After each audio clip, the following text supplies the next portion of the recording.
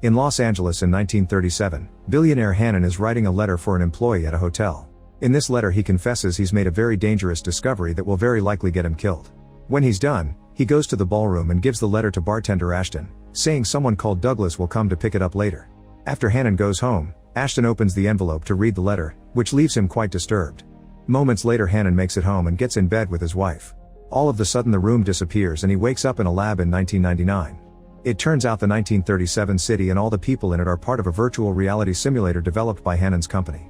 He leaves the lab to go to his favorite bar, where he has some drinks and takes his medicine while some creepy men watch. Then he uses the payphone to leave a message for Douglas on the answering machine. The call is interrupted by a mysterious person appearing at the back door who Hannon is surprised to see and follows to a dark alley. When he's about to share his discovery, the stranger takes out a knife to stab him, instantly killing him. The next morning Hannon's protege Douglas plays the messages on his machine before going to his bathroom, where he's horrified to find blood on the sink and a blood-stained shirt in his trash can. One of the messages is from the police, telling him to urgently go to the police station.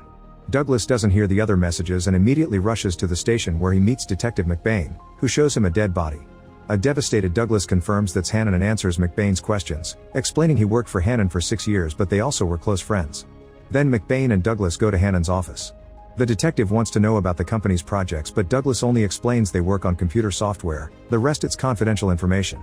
At that moment they notice a woman named Jane in another room and Douglas is surprised to hear her say she's Hannon's daughter because his boss never mentioned having kids.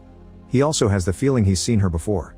While McBain takes Jane aside for questioning, Douglas visits the 13th floor. Here he visits a programmer named Whitney, who is grieving for Hannon. He tells him about the simulation they've been working on and how Hannon has been constantly visiting that version of Los Angeles even though they still needed months of work for the first trial. When Douglas asks him if he knew about Jane's existence, Whitney answers he didn't. Then Douglas returns to the lobby and sees Jane leaving in a cab. He's suspicious of her and asks the receptionist where she's staying to follow her. Afterward McBain interrogates Whitney about the company's research. Whitney explains their virtual reality is filled with simulated self-learning people who are unaware that they're computer programs and that their choice to simulate Los Angeles in 1937 was because Hannon wanted to revisit his younger days. At the hotel Douglas finds Jane and confronts her in the lobby, asking her about her last conversation with Hannon. Jane explains she lived in France and a few days ago her father asked her to come to the USA to help him shut down the company. Then Jane meets with Hannon's lawyer to discuss her father's will only to learn that Hannon made a last-minute change and the company will be going to Douglas. At the same time McBain gives this same news to Douglas, who is as shocked and confused as Jane. This change now makes Douglas a suspect. Douglas says that on the day of the murder he didn't talk to Hannon, causing McBain to explain that Hannon's calling card was used right before he died. At home Douglas hears the rest of the messages in his machine and finally finds Hannon telling him about the letter he hid in the simulation. Hannon said he found something amazing but the recording ends when he asks the mysterious person, "How did you find me?" Douglas immediately rushes to the office and after searching for Hannon's information on the computer, he asks Whitney to connect him.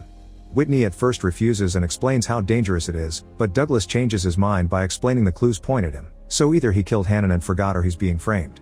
When Whitney says he can only give him an hour, Douglas convinces him to make it 2, which is dangerous. Then Douglas lies down in the simulation chamber and after lots of lights and transferring time, he appears in the virtual reality, having taken over the body of a bank clerk. It feels very strange and Douglas has to run to the bathroom to put himself together. The boss says he looks terrible and gives him the day off. Douglas leaves the building and is amazed by the details of the old Los Angeles, which feels absolutely real. Whitney told him that when Hannon connected to this reality he occupied the body of an antique shop owner in Pasadena, so once he's calmed down Douglas heads there in a cab. Soon Douglas makes it to the store and is shocked to discover that the owner Grierson looks exactly like Hannon. The man doesn't recognize him but he does think Douglas looks familiar. Next Douglas goes to the hotel and asks the dancers for information on Hannon until one of them tells him to see Ashton. Douglas is shocked to see Ashton's face matches Whitney but doesn't comment on it, he just starts asking questions. Ashton explains Hannon is a regular client and he always goes for young girls, which also surprises Douglas. When he asks about the letter, Ashton pretends he doesn't know what he's talking about.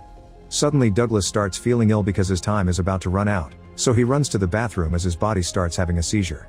In just a second Douglas wakes up in the lab still feeling sick while in the simulation. Ashton notices that the body that Douglas used doesn't know where he is or how he got there. In the lab, Whitney helps Douglas calm down and scolds him for choosing 2 hours, however his mood improves when Douglas tells him how good and real the virtual reality is.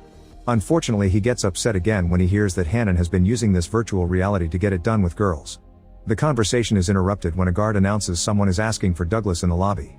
Douglas goes down and meets Tom, who explains he saw Hannon in the bar the other night. He also asks to speak privately, so Douglas takes him to the parking lot. After asking for money, Tom begins beating Douglas up while accusing him of taking Hannon. Douglas defends himself and hits back, smashing Tom's head into a car window. Tom calls Douglas crazy and part of America's Most Wanted before running away. Sometime later, Douglas calls Jane and invites her to dinner. He tells her about the message that Hannon left him, yet he can't remember if he saw or talked to Hannon on the day of his death. Jane advises Douglas to tell everything to the police and stay away from the simulation, which may be causing the memory problems. Douglas thinks he met Jane before, but she refuses to talk about her past. She asks Douglas to dance and finally admits she thinks she knows him too. After explaining that déjà vu may be a sign of love at first sight, Jane and Douglas share a kiss.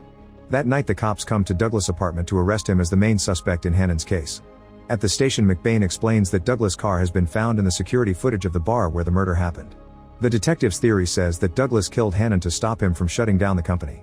Tom has also told the police that he saw Douglas leaving the bar with Hannon, but a few hours ago the cops found Tom dead. Douglas spends the night in jail, but in the morning, Jane bails him out by presenting an alibi in his favor. Determined to find the truth, Douglas goes to the lab and logs into the simulation, setting the timer for 2 hours again. However, he fails to press a button and the time doesn't start. The computer tries to warn him, but Douglas is already in the chamber.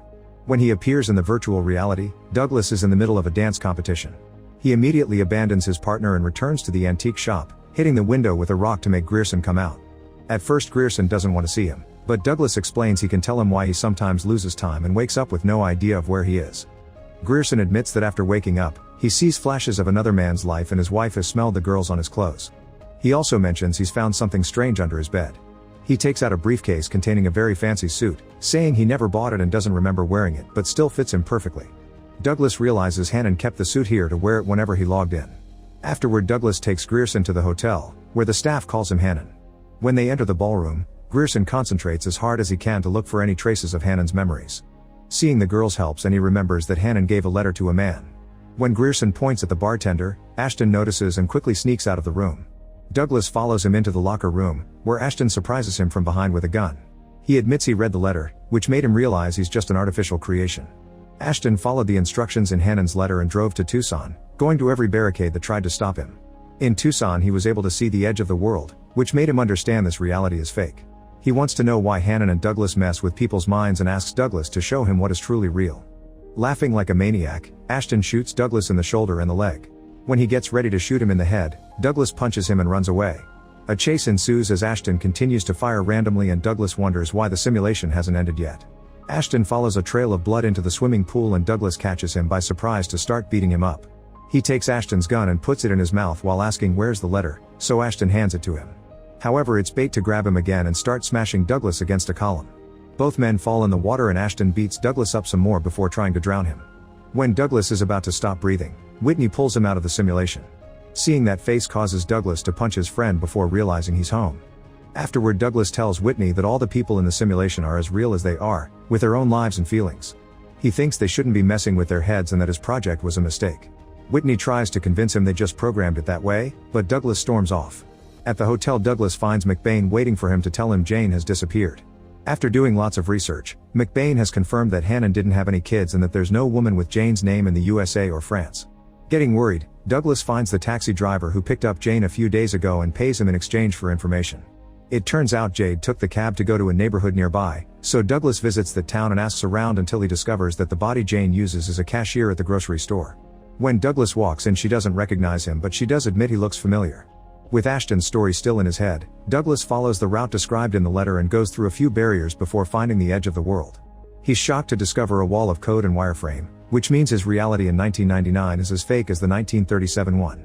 It also means he's not real either. Meanwhile, McBain finds the cashier who looks like Jane, but she doesn't recognize him. When McBain makes his officer check her records, he learns that her friends notice she's been going out all night and sleeping all day. At that moment, Jane enters that body and sees McBain outside, so she hides and calls Douglas to ask him to meet him at Hannon's office. Moments later, Jane is telling Douglas the whole truth. There are thousands of virtual worlds, but this one is the only one that ever created a simulation inside the simulation. Jane didn't kill Hannon, she was sent after his death to pretend to be his daughter and inherit the company. She was supposed to shut it down, but he tricked them by changing his will. Douglas' body stabbed Hannon, but it happened while it was being controlled by a VR user, who happens to be her husband David. Jane explains her husband got addicted to the simulation and it corrupted him into becoming abusive. She thinks that since Douglas and Hannon saw the edge of the world, it proves they have a bit of soul in them and are real. Since the simulation started, Jane has been watching Douglas and falling in love with him. Douglas insists he isn't real and can't be loved, so Jane kisses him and they do the dirty. Meanwhile, Whitney connects himself to the virtual reality and appears in Ashton's body while he's driving. Whitney has to quickly dodge the traffic but ends up crashing against some boxes and cans anyway. While he looks at his new body in the mirror, the police surround him and ask for his license. He looks for it in the glove box and finds a gun, which he quickly hides before getting Ashton's wallet. The cop sees the license and believes the story of the car slipping in the rain, so he lets Whitney go. However, when he's about to leave, he hears a noise in the trunk. The officer makes Whitney open it and finds the bank teller's bleeding body tied up. He tries to arrest Whitney, who steps back in shock and is accidentally hit by another car. At that moment the timer ends and Whitney wakes up back in the lab, however he doesn't know how to use the automatic doors and keeps poking things. The guard notices this strange behavior on the security cameras and calls Douglas to warn him. After Douglas leaves for the lab, Jane calls McBain. Minutes later Douglas arrives at the company building and finds the guard unconscious on the ground with no gun. Then he checks on Whitney, who is laughing at the TV as if it was something new. By only exchanging a few words Douglas realizes this is actually Ashton, who got to come back because Whitney was killed by the car. Douglas then explains to Ashton that this world is also fake, but Ashton still wants to see the place where he was born. The men get in the elevator and at that moment, Jane's husband David takes over Douglas' body. He stays quiet for now and takes Ashton to the room with all the computers that run the simulation program. While Ashton looks around, David finds the guard's gun and shoots Ashton twice to kill him. Moments later David reunites with Jane, pretending to be Douglas at first. While they kiss, David reveals his real identity and starts beating Jane up for getting dirty with another man. He throws her on the bed and starts choking her, so Jane reaches for the alarm clock and hits him in the head. She starts running as David opens fire, rushing right into the elevator. When David tries to hold the door, she pounds on his hand until he lets go. A furious David starts shooting the elevator doors but the bullets don't pierce it. When Jane makes it to the lobby, she discovers the front doors are locked. Soon David catches up to her and gets ready to shoot, but he misses and the bullet breaks the window instead. It turns out McBain came because Jane called him and shot David just in time. She planned her husband's death in Douglas' body all along to trap his consciousness in this world. Now McBain knows the truth and asks her not to send any more people from her world to this one. Moments later Douglas wakes up in David's real body and looks around the new place, reading on the newspaper that it's the year 2024. Jane wakes up as well and shows Douglas the futuristic world she lives in. She also says hello to her dad on the beach. It was his face they used to design Hannon.